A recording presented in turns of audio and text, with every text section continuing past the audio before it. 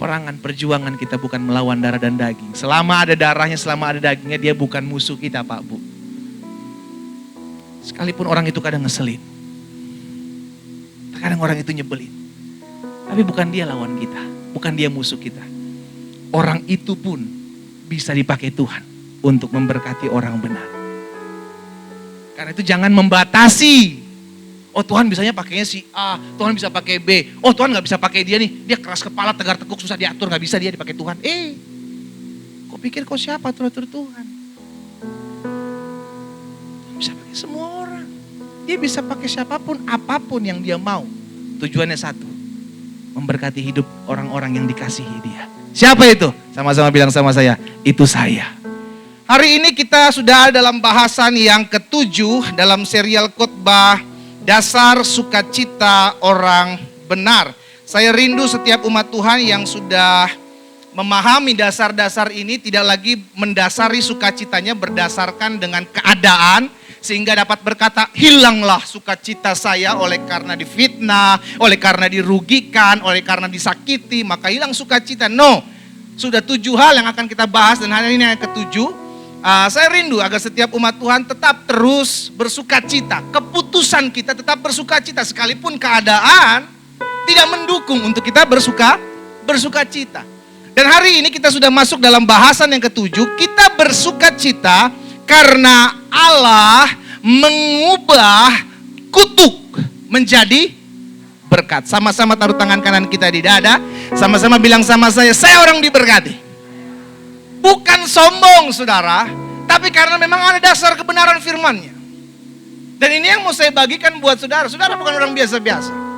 Saudara adalah orang yang sudah diberkati dan akan menjadi berkat. Sama-sama bilang sama saya harus jadi berkat.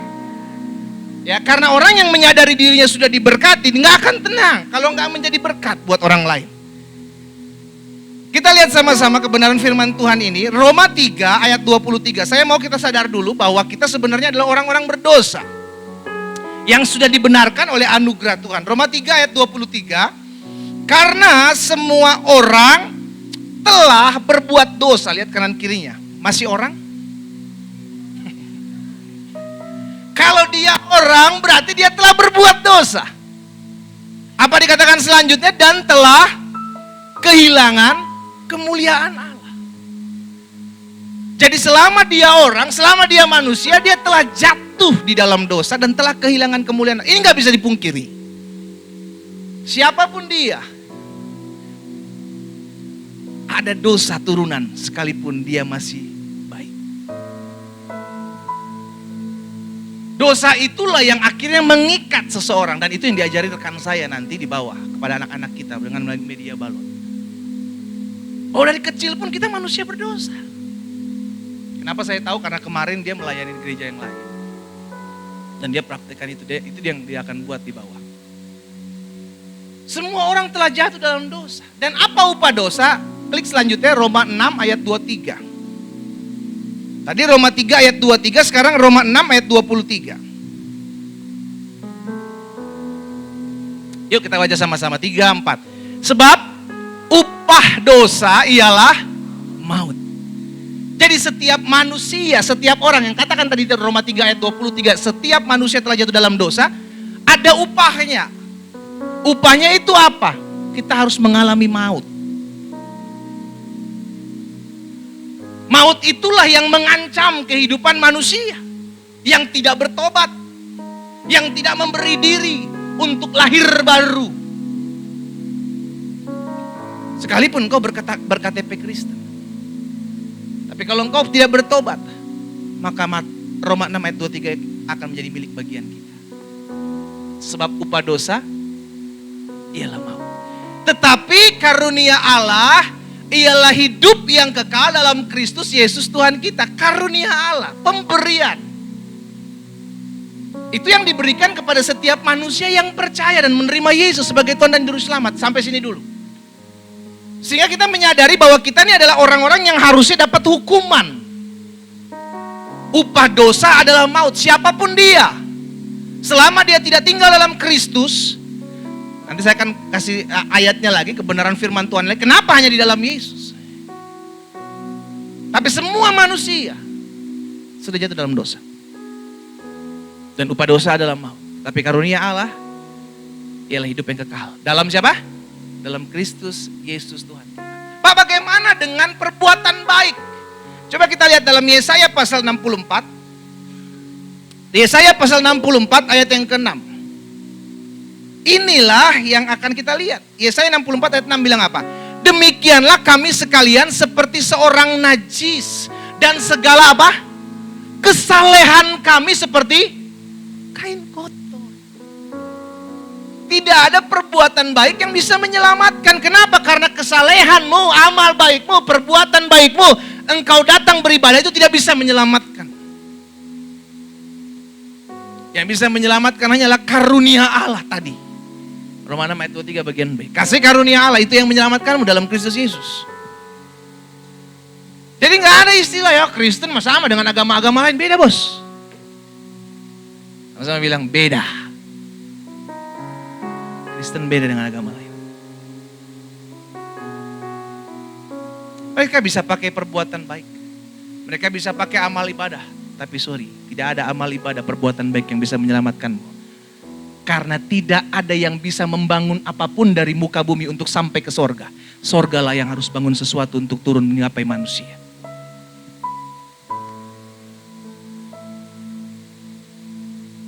Tangga itu harus turun dari sorga. Bukan manusia yang bangun tangga untuk sampai ke sorga. Gak bisa. Ingat Menara Babel, hancur. Ketika dia mulai membangun. Sorgalah yang harus turun tangan. Sorgalah yang harus berinisiatif. Dan itu cuma ada di dalam Yesus Kristus. Kasih tepuk tangan yang meriah buat Tuhan Yesus. Cuma ada di dalam Tuhan Yesus. Jadi gak bisa. Kesalehanmu, perbuatan baikmu, amal ibadahmu, engkau bantu orang. Engkau tidak bisa sogok surga bos. Dengan perbuatan baikmu, engkau bilang engkau bisa masuk surga. No, engkau sedang nyogok Tuhan. Siapa yang kita sogok? Semua punya dia. Apa yang mau kita kasih dia punya. Kepunyaankulah emas kata Tuhan. Kepunyaankulah hasil bumi. Kepunyaankulah perak. Apa yang kita mau sogok kepada Tuhan? Atau kita pikir kita ada orang dalam?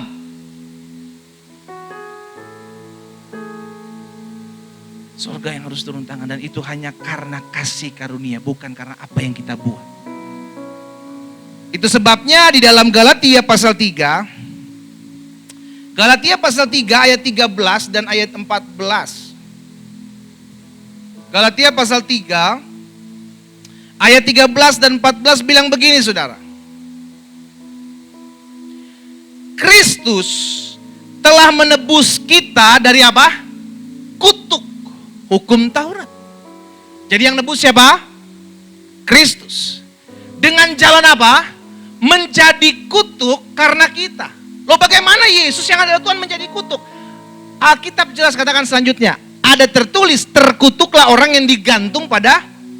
Jadi orang yang digantung di kayu salib adalah orang yang terkutuk.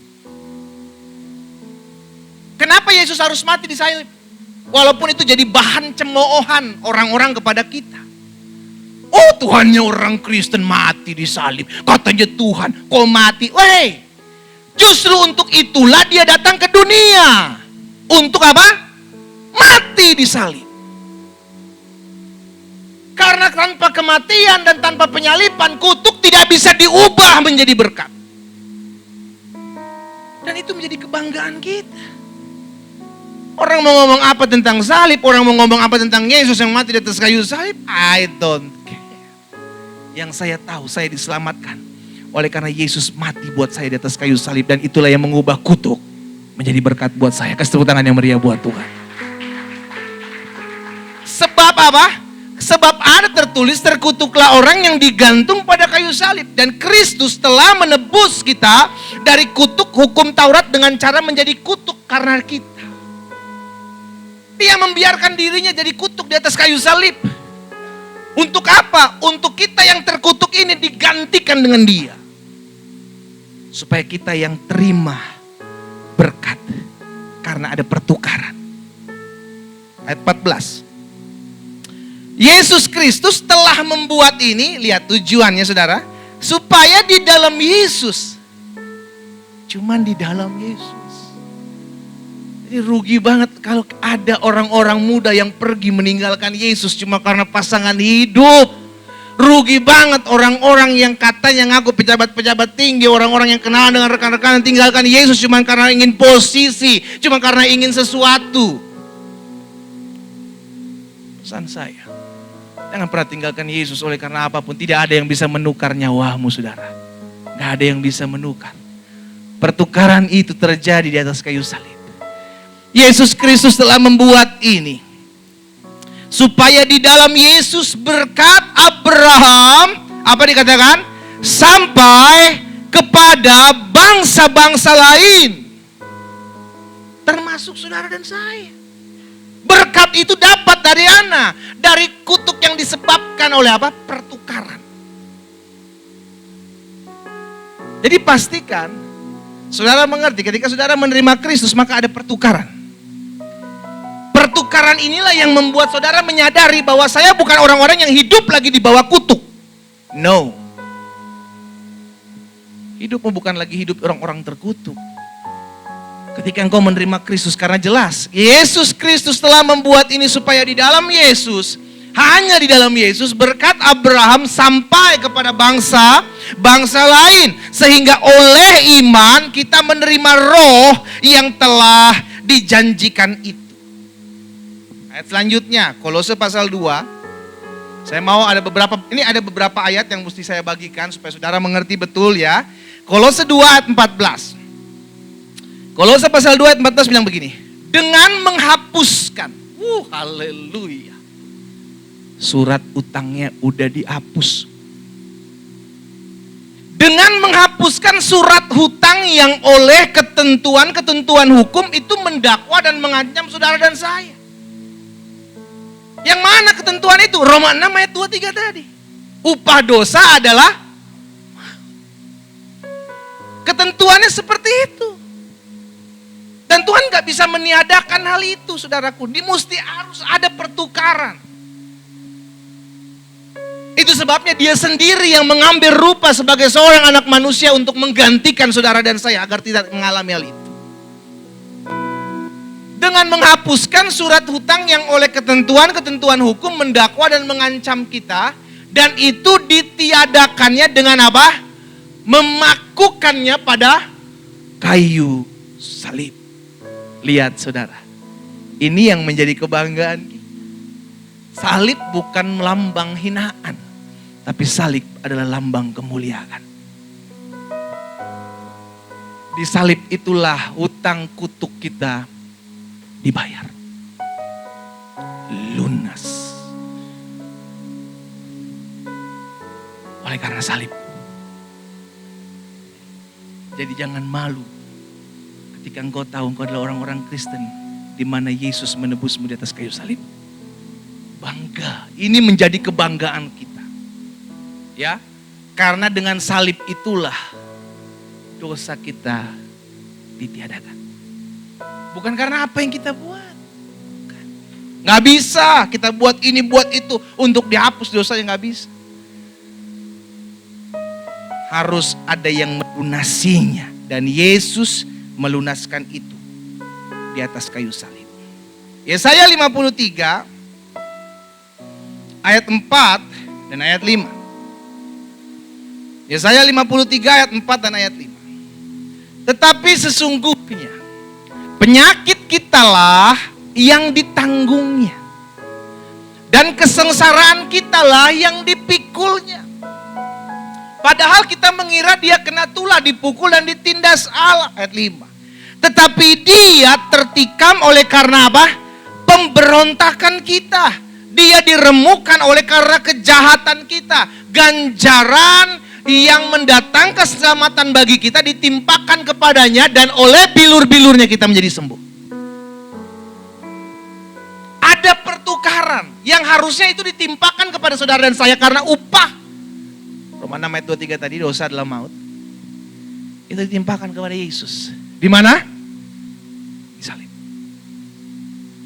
Itu yang merubah Sehingga kita yang tadinya orang-orang yang harusnya layaknya menerima kutuk. Tapi Yesus bilang, sini, timpakan saja kepadaku. Aku yang tanggung. Sehingga yang kau terima itu adalah berkat, bukan lagi kutuk. Kasih tepuk tangan yang meriah buat Tuhan. Karena apa? Karena kasihnya kepada Tuhan. Kasihnya kepada kita. Itu yang membuat kita menerima berkat. Jadi hari ini dengan begitu banyak penjelasan harusnya kita sadar. Kita bukan lagi orang-orang yang terkutuk.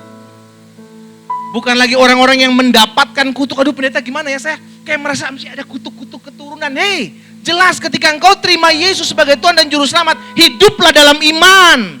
Bahwa engkau sudah diselamatkan. Jangan ragu.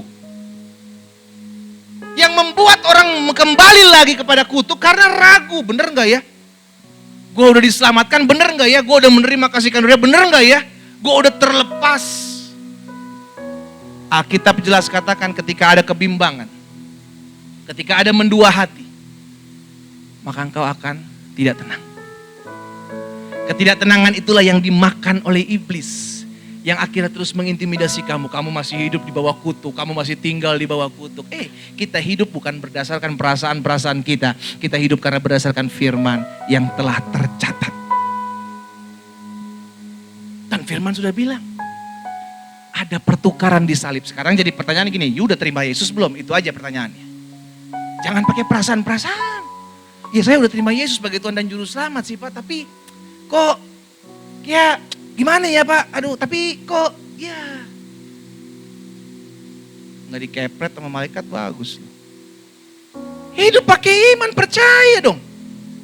Maka Rasul Paulus bilang kita hidup bukan karena apa melihat, tapi kita hidup karena percaya. Saya mau satu ayat yang diulangi lagi ya. Coba kita lihat lagi ya. Coba lihat saudara. Galatia 3 ayat 13 tadi. Ayat 14 ya, 13 dan 14 lah ya. Galatia 13 dan 14. Galatia 3 ayat 13 14. Kristus telah menebus kita dari kutuk hukum Taurat dengan jalan menjadi kutuk karena kita, sebab ada tertulis terkutuklah orang yang digantung pada kayu salib. Ini dulu. Jadi bagian Tuhan Yesus sudah dikerjakan belum? Selesai. Makanya terus kayu salib Yesus bilang apa? Sudah selesai. Apa yang sudah selesai? Yang harusnya dipikul oleh saudara dan saya, itu diselesaikan. Lalu bagian kita, baca ayat 14. Ayat 14. Yesus Kristus telah membuat ini supaya di dalam Dia berkat Abraham sampai kepada bangsa-bangsa lain, sehingga oleh iman kita apa? Menerima. Oleh apa kita menerima? Halo? Oleh apa? Iman. Bisa dilihat? Gak bisa. Kita menerimanya oleh iman. Bukan berdasarkan perasaan-perasaan. Nah kau beriman, kau percaya bahwa kau terima Yesus, maka Yesus mengubah kutuk menjadi berkat. Itu yang terjadi dalam hidupmu. Bukan berdasarkan perasaan-perasaan. Oleh iman. Berarti sekarang sudah ngerti bahwa kita adalah orang-orang yang menerima kutuk atau berkat? Kutuk atau berkat? Sama-sama bilang sama saya menerima berkat. Amin. Udah jelas, saya pikir udah jelas. Oke, kita pulang. Apa bagian kita? Saya mau bagian kita supaya kita ngerti ya. Coba lihat di dalam Roma 8 ayat 28. Sebelumnya. Ulangan 23 ayat 5 dulu. Ulangan 23 ayat 5. Sebelum masuk Roma 8 ayat 28. Ulangan 23 ayat 5. Tetapi Tuhan Allahmu tidak mau mendengarkan Bileam. Jadi ada suatu kisah, ya kan, kita tahu tentang Bileam yang dipanggil oleh Balak bin Zipor untuk mengutuki bangsa Israel. Ya kan, ketika Balak Raja Moab melihat bangsa Israel banyak banget, dipanggil Bileam ini untuk mengutuki bangsa Israel. Tapi apa yang terjadi? Ini yang terjadi. Ulangan 23 ayat 5. Tetapi Tuhan Allahmu tidak mau mendengarkan Bileam dan Tuhan Allahmu telah apa? Telah apa? Mengubah kutuk itu menjadi berkat bagimu karena apa? Karena sesuatu yang kau kerjakan? No. Karena Tuhan Allahmu mengasihimu. Kita menerima keselamatan oleh karena Tuhan mengasihi kita. Yohanes 3 ayat 16. Karena begitu besar kasih Allah akan dunia ini, sehingga Ia mengaruniakan Anak yang tunggal supaya setiap orang yang percaya kepada Dia tidak binasa, melainkan beroleh hidup yang kekal. Itu karena Tuhan mengasihi saudara dan saya. Dia kasih itu. Dia ubah. Ya, jadi ngerti ya sekarang ya. Tuhan ubah kutuk itu menjadi di mana? Kayu. Oleh karena apa? Iman. Jadi jangan ragu. Engkau bukan orang sembarangan, engkau adalah orang-orang yang layak menerima berkat. Lalu bagaimana Pak kalau ada orang yang rancangkan sesuatu yang jahat terjadi dalam kehidupan saya? Ada orang yang berusaha menjatuhkan saya, ada orang yang berusaha menyiasati hidup saya. Dan terjadi. Nah ini yang baru saya buka. Buka Roma 8 ayat 28. Kuncinya tadi. Dalam Ulangan 23 ayat 5. Manusia bisa buat apapun dalam hidup. Bahkan termasuk ketika Raja Moab itu mengambil Bileam untuk apa? Mengutuki. Tapi yang dilemparkan Bileam apa? Kutuk? No. Yang dilemparkan Bileam malah justru berkat. Padahal disuruh raja ini, Balak bini, kutuki mereka. Tapi bukan itu yang terjadi. Karena Tuhan mengasihi bangsa Israel, Tuhan yang sama mengasihi saudara dan saya. Itu sebabnya kalau sesuatu terjadi dalam kehidupan kita, jangan bilang begini, wah bener ya. Saya masih hidup dalam kutuk, itu sebabnya saya masih bisa merasa dirugikan nih, toko saya nih, usaha saya masih bisa dirancangkan yang jahat. Roma 8 ayat 28, apa dibilang? Kita tahu sekarang bahwa Allah turut bekerja dalam segala sesuatu, termasuk rekaan-rekaan jahat manusia terhadap hidupmu. Termasuk siasat-siasat jahat yang dibuat manusia di belakang hidupmu yang kau tidak tahu. Itu Tuhan bisa pakai untuk mendatangkan berkat. Itu sebabnya selalu saya bilang begini, manusia yang buat itu bukan musuh kita. Kita pikir, tapi bagaimana saya bilang itu bukan musuh saya, pendeta? Dia jahat sama saya. Dia berusaha menghancurkan apa yang menjadi apa yang saya bangun selama ini. Itu Tuhan pakai mereka. Tuhan bisa pakai orang jahat untuk memberkati orang benar, katakan amin. Jangan batasi Tuhan. Oh Tuhan bisa pakai orang-orang tertentu yang sesuai dengan keinginan saya. Siapa engkau yang atur-atur Tuhan?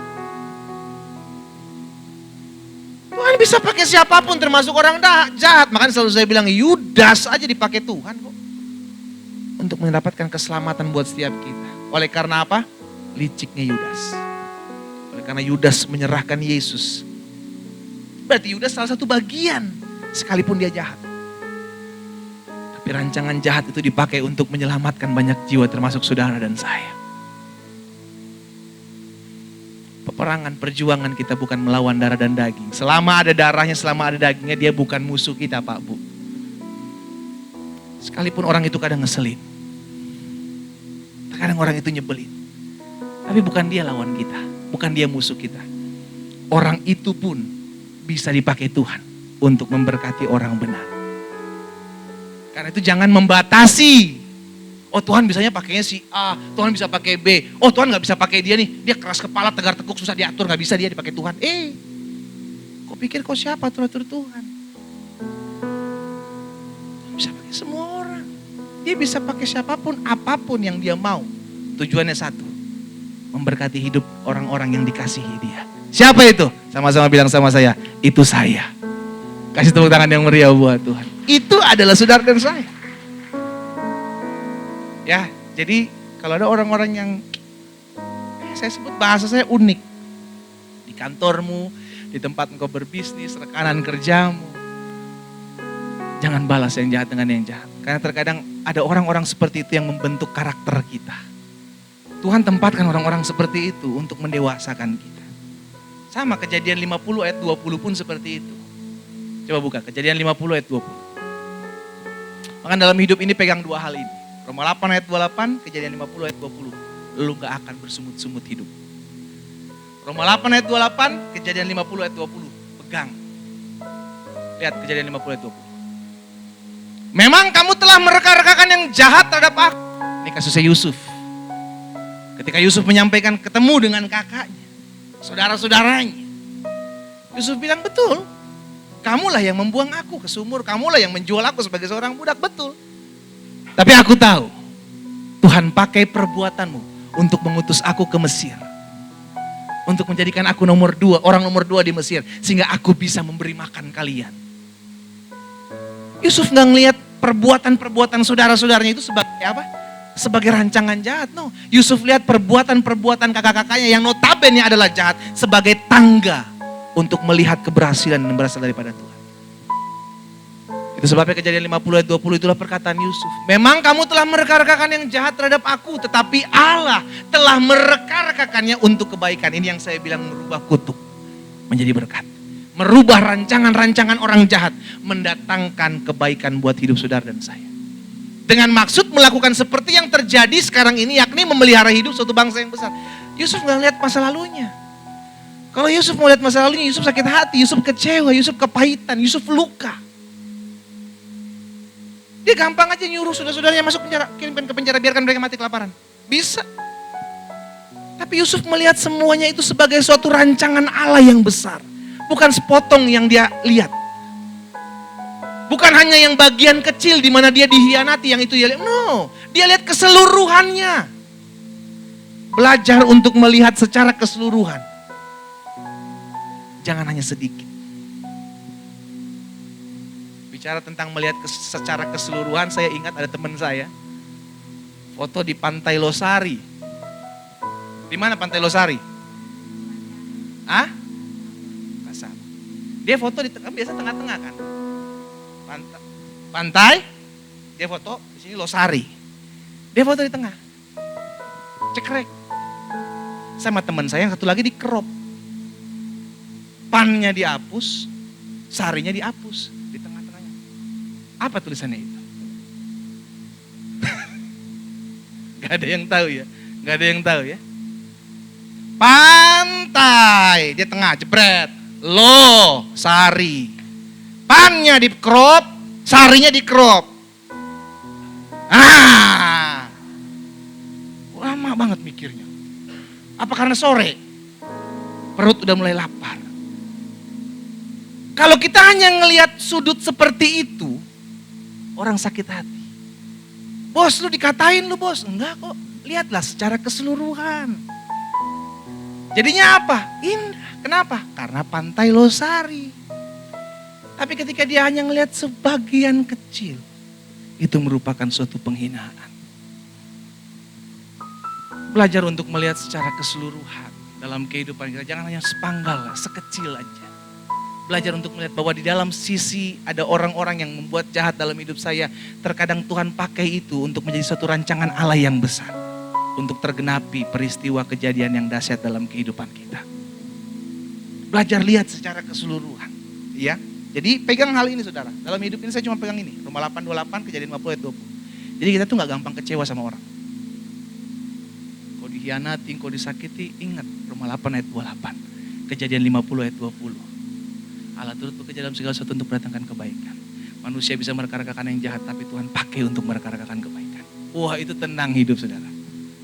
Tenang, gak banyak musuh. Karena satu musuh terlalu banyak. 1000 kawan itu kurang. Ya. Itu juga yang terjadi dalam kehidupan Daud. Jadi karena ini sore, jam 4 kita ibadah. Saya lempengin jam 7 malam baru kita selesai karena pas makan malam ya. Boleh toh? Kan seminggu, lama sekali seumur hidup lah inilah. Sekali seumur hidup. Karena hari minggu depan kita kembali lagi ke jam 11. Karena hanya untuk minggu ini aja kita pakai jam 4 sore ya. Ini juga yang terjadi dalam kehidupan Daud saudara. Jadi ketika Daud tuh gak punya rasa sakit hati sama Saul, kepahitan sama Saul. Daud tuh orangnya tulus. Suatu kali Saul merasa akan diambil tahta kedudukannya sama Daud kan. Sehingga akhirnya mulai dari saat itu Saul sakit hati. Gitu. Orang kalau udah terancam hidupnya, dia akan mulai pasang jarak. Dan seringkali ancaman itu datang bukan karena pihak-pihak luar, tapi karena pola pikirnya sendiri. Itu yang terjadi dalam hidup Saul. Saul mulai berpikir, wah Daud disanjung-sanjung, Daud diangkat-angkat. Jangan-jangan nanti kedudukan gue sebagai raja mau diambil sama Daud. Terjadi sesuai dengan imanmu. Padahal Daud merencanakan seperti itu? Gak pernah. Bahkan ketika Daud sama Saul udah mulai dekat, Saul tanpa pengetahuan Daud udah mulai merancangkan yang jahat. Daud sudah mulai dikirim ke barisan yang paling depan. Dalam setiap medan peperangan. Tujuannya satu, supaya dia mati, dibunuh. Bukan oleh tangan Saul, tapi oleh tangan orang Filistin. Dikasihlah dia maju di medan peperangan. Depan aja kau nanya, kau hebat. Oh dipuji-puji Daud. Daud sebagai seorang yang diutus oleh raja bangga. Wah raja mempercayakan saya di barisan terdepan. Padahal raja punya tujuan yang tidak baik. Agar Daud mati dibunuh oleh orang Filistin. Sampai suatu kali kedua anak Saul suka sama Daud. Itu pun Saul minta sesuatu. Oke, kamu mau jadi menantu raja? Oh itu gak gampang anakku, kata Saul. Kamu harus kumpulkan 100 kulit hatan orang Filistin. Tujuan Saul lagi-lagi cuma satu. Supaya Daud mati, dibunuh oleh orang Filistin. Tapi apa yang terjadi? Bukan cuma 100. 200 dikumpulkan Daud, dikasih ke Saul. Dari situlah Saul tahu bahwa Daud disertai Tuhan.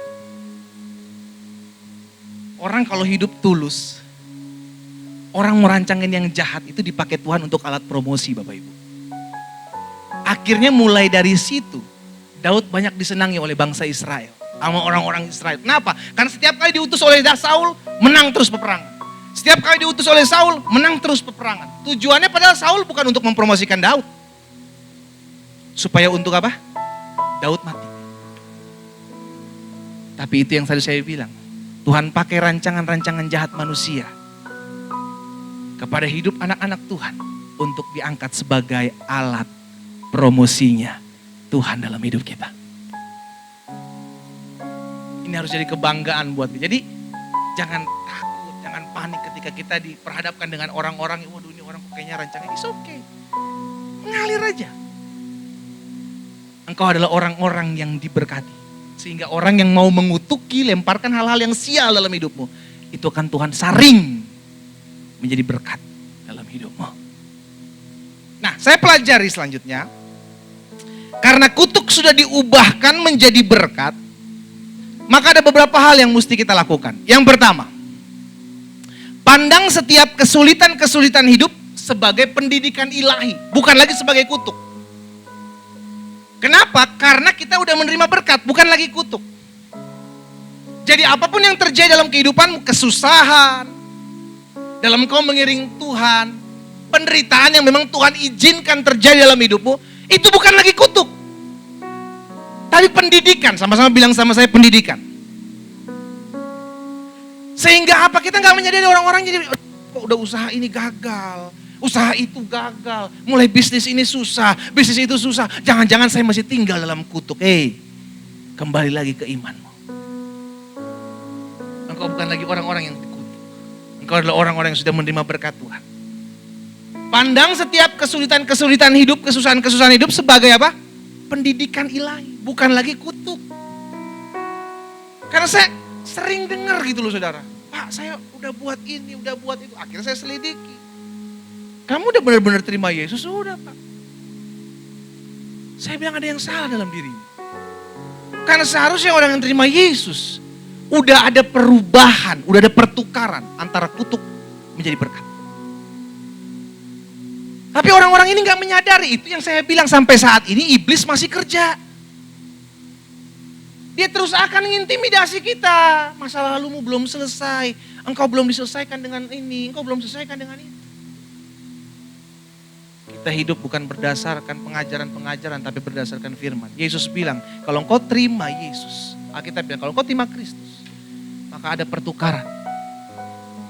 Seharusnya kutuk yang dilemparkan kepadamu itu ditukarkan di atas kayu salib menjadi berkat buat hidupmu. Melangkahnya dengan iman. Ya, jadi yang pertama, pandang setiap kesulitan-kesulitan hidup sebagai pendidikan ilahi, udah bukan lagi kutuk. Ya, itu sebabnya Ulangan 8 ayat 3 sampai 5. Coba lihat. Ulangan pasal 8 ayat 3 sampai 5. Ulangan pasal 8 ayat 3 sampai 5 bilang begini. Jadi ia, Allah di sini, jadi Allah merendahkan hatimu, membiarkan engkau apa? Membiarkan engkau lapar dan memberi engkau makan mana yang tidak kau kenal dan yang juga tidak dikenal oleh nenek moyangmu untuk membuat engkau mengerti. Jadi bukan Tuhan pengen engkau hidup susah, bukan. Tapi engkau untuk mendidik engkau bahwa apa dikatakan? Bahwa manusia hidup bukan dari roti saja, tetapi manusia hidup dari segala yang diucapkan Tuhan. Ini yang terjadi kepada bangsa Israel. Tuhan yang merendahkan hati bangsa Israel pada saat apa? Ada di tanah Mesir. Pada saat ada di tanah perjalanan padang pasir. Memberi engkau makan mana, bukan Tuhan gak sayang dalam hidupnya bangsa Israel. Tapi untuk mendidik bangsa Israel bahwa manusia tidak hidup hanya dari apa? Roti saja, melainkan dari setiap firman yang keluar dan diucapkan Tuhan. Untuk mendidik, untuk mendewasakan. Selanjutnya, ayat 4. Pakaianmu tidak menjadi buruk di tubuhmu, dan kakimu tidak menjadi bengkak selama 40 tahun. Bayangin 40 tahun jalan, bos. Enggak putus aja sendal bagus. Ya kita bilang kaki enggak bengkak. 40 tahun. Bukan naik onta, bukan jalan. Kakimu tidak bengkak, pakaian di tubuhmu tidak buruk selama 40 tahun. Ayat selanjutnya. Ayat 5. Maka haruslah engkau insaf bahwa Tuhan Allahmu mengajari engkau seperti seorang mengajari, oh haleluya. Pendidikan iman, pendidikan kehidupan anak-anak Tuhan melalui masalah. Sederhana, Tuhan mengajar kita, mendewasakan kita sebagai seorang anak. Jadi kalau ada pergumulan, kalau ada masalah, ada tantangan yang hari-hari ini kau sedang hadapi, ingat Allah sedang mendewasakanmu sebagai seorang anak. Bukan lagi kutuk yang kau terima. Sudah diselesaikan, jangan lagi sebut-sebut itu. Sekarang bicara tentang bagaimana Tuhan mendidik saya untuk menjadi pribadi yang kuat di tengah-tengah badai. Bukan lagi kutuk.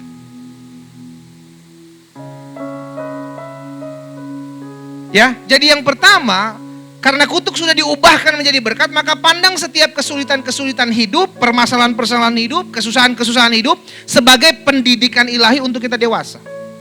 Yang kedua, karena kutuk sudah diubahkan menjadi berkat, maka jangan lagi bermain-main dengan dosa. Ingat, dosa upahnya adalah maut. Dan itu sudah dipakukan Yesus di atas kayu salib. Karena itu jangan balik lagi ke sana. 2 Petrus 2 ayat 22, coba buka. 2 Petrus pasal yang kedua ayat 22. Seperti inilah Petrus bilang orang yang balik lagi kepada dosa-dosanya.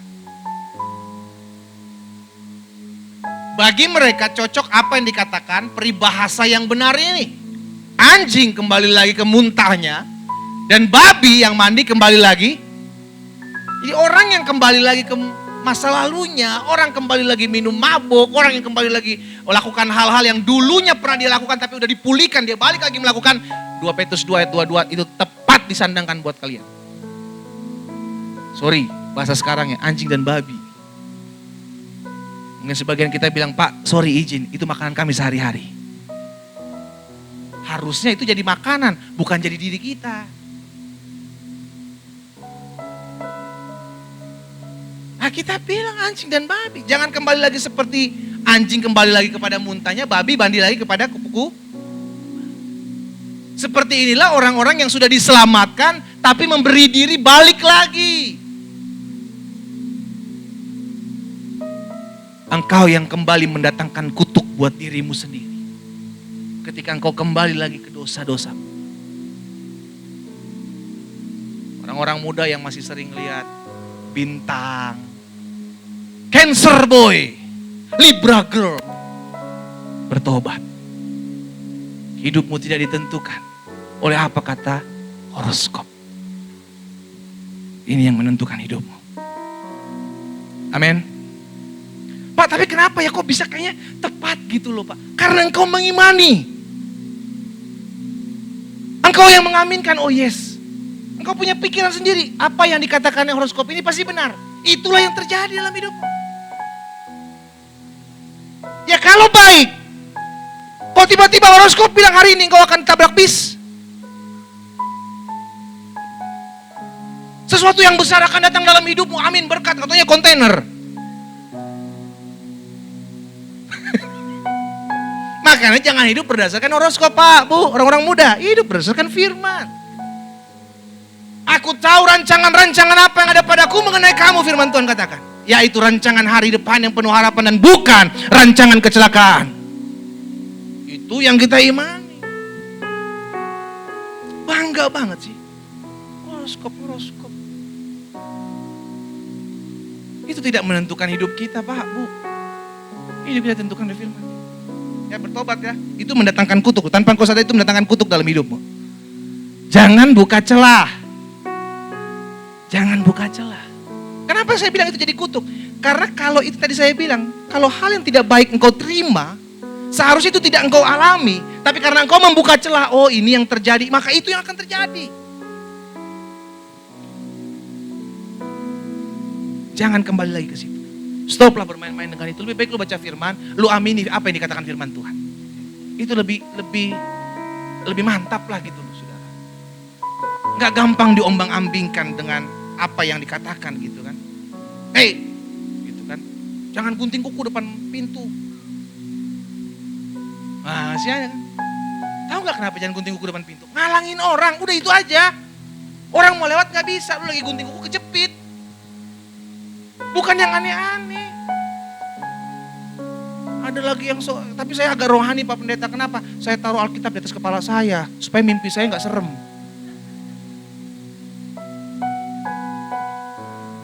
Astaga. Alkitab ini buat dibaca, bukan lu taruh jadi bantal, Bos. Dibaca. Bukan cuma lu taruh di belakang.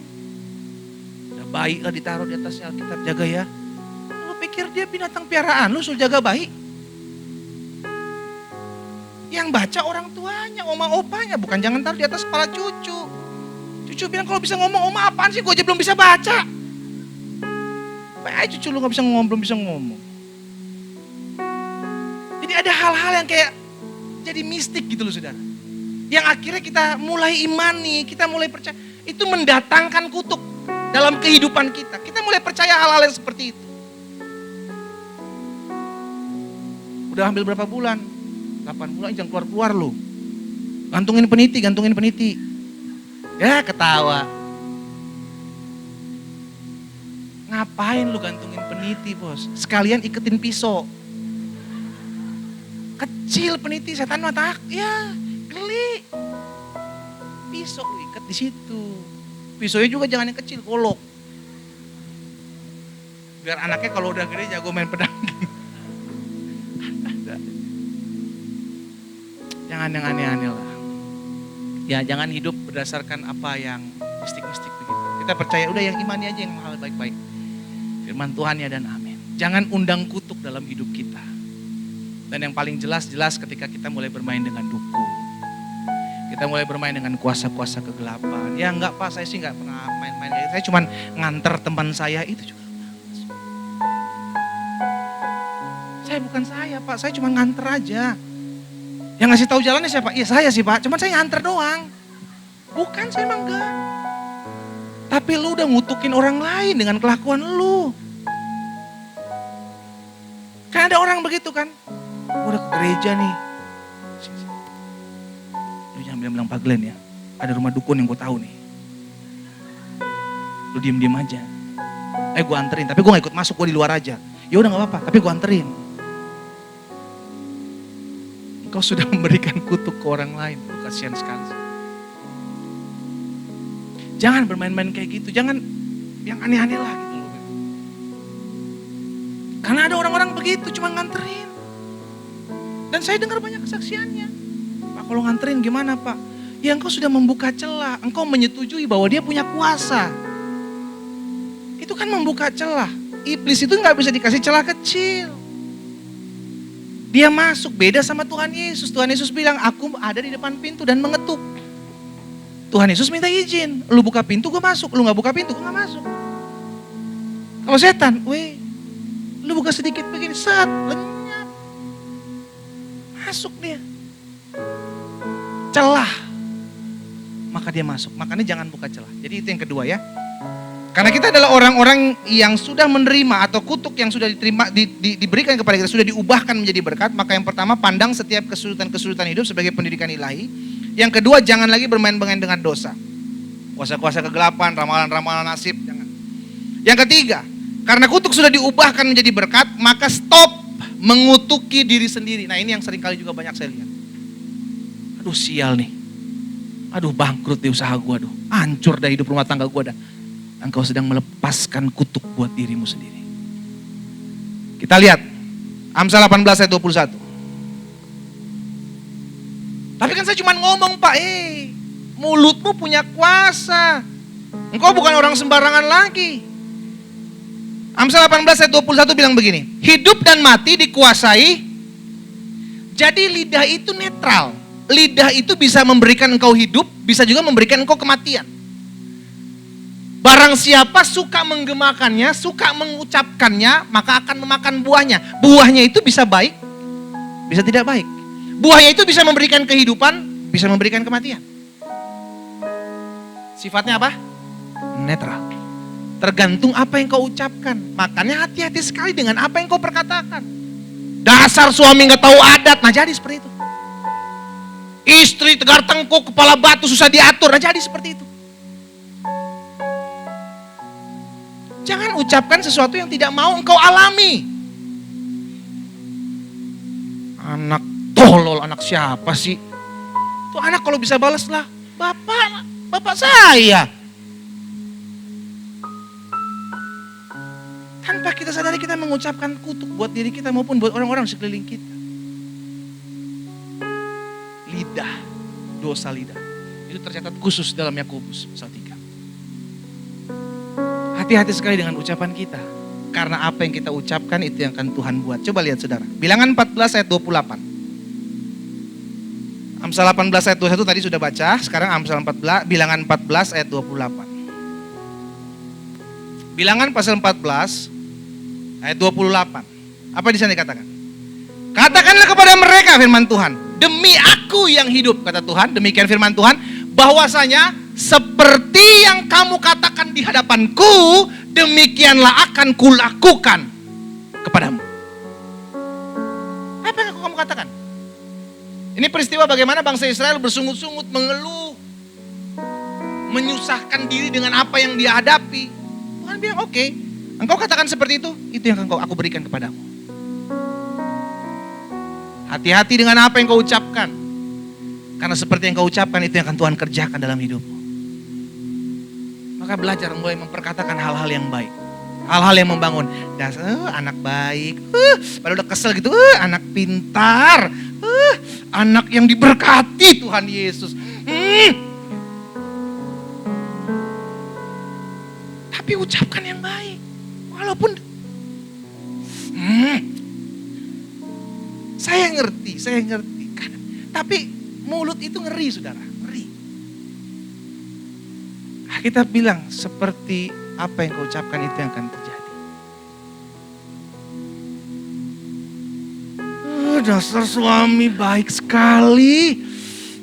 Istri kalau ngomong musik yang baik sekali. Kamu jadi istri yang manis, dengar-dengaran ya. Kita ngomong aja. Paling istri tuh, Pak kok beda sih hari ini? Udah dengar firman.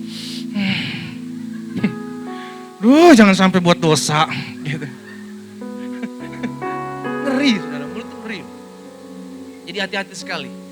Karena apa yang kau ucapkan itu akan Tuhan buat dalam kehidupan. Kalau kita ucapkan yang baik itu akan terjadi. Dan yang keempat, yang terakhir. Karena kutuk sudah diubahkan menjadi berkat, maka keempat, sederhana, jadilah berkat buat orang lain. Engkau adalah orang-orang yang sudah diberkati. Engkau bukan lagi orang-orang yang menerima kutuk. Engkau orang-orang yang sudah menerima berkat. Berkat itu dalam hidup. Karena itu kesusahan apapun itu merupakan berkat. Tergantung kau lihat dari sudut pandang mana. Masalahmu, penderitaanmu, kecaman-kecaman orang dalam kehidupan itu berkat buatmu. Karena engkau tidak lagi menerima kutuk. Kutuk itu sudah digantung di atas kayu salib. Dan di atas kayu salib Yesus berkata, sudah selesai. Saya undang kita semua bangkit berdiri.